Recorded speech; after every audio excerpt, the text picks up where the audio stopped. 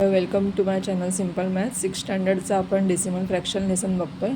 मागच्या व्हिडिओमध्ये आपण convert common fraction into decimal fraction बघितलं. आता या व्हिडिओमध्ये आपल्याला convert decimal fraction into common fraction बघायचं आहे. इथे काही नंबर्स दिले आहेत, तर आपल्याला ह्याचं डेसिमल फ्रॅक्शनचे कॉमन फ्रॅक्शनमध्ये कसे कन्वर्शन करायचं ते बघूया.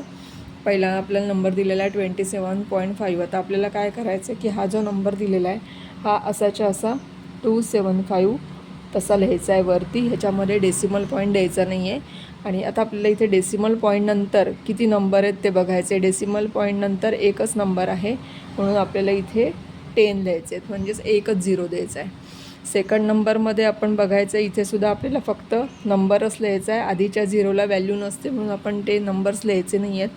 7 लिहिला आणि डेसिमल पॉईंटनंतर किती नंबर्स आहेत 1 2 3 म्हणून आपल्याला इथे 1वर 3 0 द्यायचे आहेत, म्हणजेच 1000 लिहायचे आहेत. थर्ड नंबरमध्ये 90.8 दिलेला आहे, आपल्याला 908 तसाच लिहायचा आहे.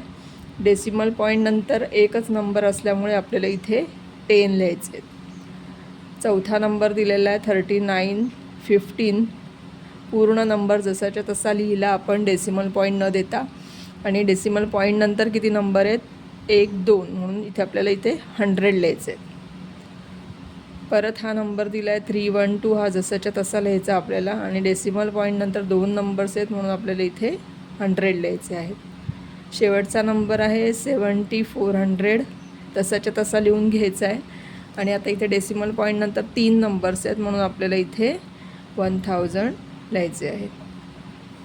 अशी खूप सोपी पद्धत आहे ही. अशा प्रकारे आपण डेसिमल फ्रॅक्शनचं कॉमन फ्रॅक्शनमध्ये कन्वर्शन करू शकतो. माझा जर व्हिडिओ तुम्हाला आवडला असेल तर लाईक करा, सबस्क्राईब करा. थँक्यू.